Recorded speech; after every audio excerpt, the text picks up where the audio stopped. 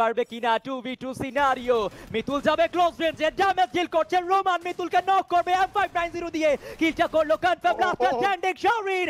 রোমানকে knock করেছে 1v1 scenario, দুই দল থেকে একজন করে প্লেয়ার ফিনিশ হয়েছে। শারিনের সামনে একটা প্লেয়ার থাকবে, দ্য গোট নাকি টেনসাই, কারা এই শেষ ম্যাচে বুয়াটা সিকিউর করবে। Last chance from each end every team. শারিন উনি ক্লোজ রেঞ্জে যাচ্ছে, তার হাতে রয়েছে ভিএসএস, ট্রোগন নিয়ে দাঁড়িয়ে থাকবে লাস্ট 1-9।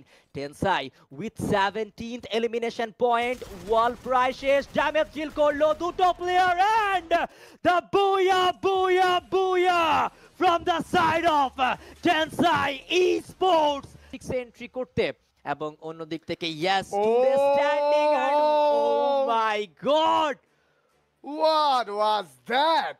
টপ 6 টিমের মধ্যে আমরা ফ্যাংসদেরকে এন্ট্রি করতে পারছি।